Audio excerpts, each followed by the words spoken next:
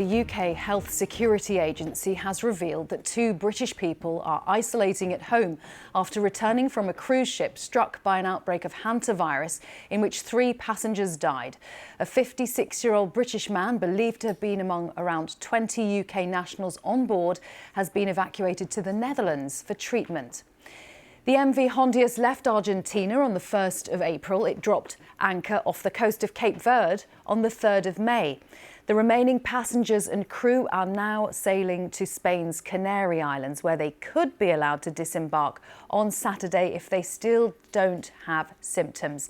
Let's speak to our Spain correspondent, Guy Hedgecoe, who's there in Tenerife. Guy, just tell us the latest.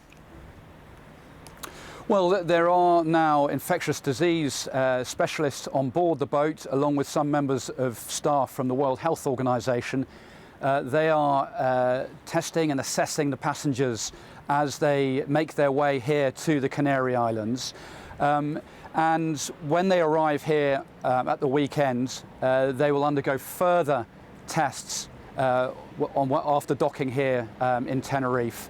And then the authorities will decide if they're given the all clear, what happens to them. There are around a dozen Spanish passengers on board. They are due to be sent to a military hospital in Madrid once they arrive for quarantining.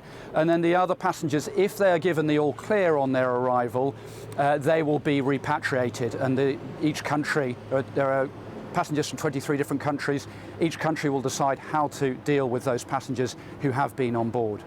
Guy, Spanish authorities had agreed that this ship would be allowed to anchor in Tenerife. The president of the Canary Islands opposed that. Has he now been overruled? Yes, there has been something of a political clash over this. Fernando Clavijo, the president of the Canary Islands, seemed very angry about the Spanish government's decision to allow the boat to dock here. He said that he had not been given enough information by the Spanish authorities when they took that decision, along with the World Health Organization. And he said that there could be a potential risk posed to the people of the Canary Islands by this boat docking here. However, the Spanish authorities, the Spanish central government, has insisted that this is a humanitarian decision taken with the World Health Organization. It said it's a legally binding decision, or a legal obligation for Spain, because the Canary Islands have the facilities and the infrastructure to be able to deal with this situation.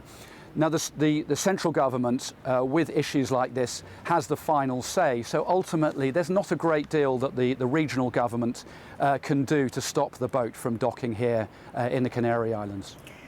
And since this story became aware of this hantavirus being on this boat, Guy, how much have we learnt about this virus and how dangerous it is? Well, we've heard that this particular strain can be passed between humans. It's a virus that, in theory, is passed to humans from rats, rat droppings and urine and so on. But close contact between humans can also spread this strain of the virus. It does have a relatively high mortality rate, as we've already seen, and it causing respiratory problems and potentially being lethal. So it's a virus which is being taken, understandably, very seriously. But I think the authorities are also quite keen to reassure people that this is not something they should be overly alarmed about at the moment, and that the authorities are doing everything they can, certainly with the situation with this boat, to try and contain it. Guy, thanks very much. Guy Hedgecoe there, live in Tenerife.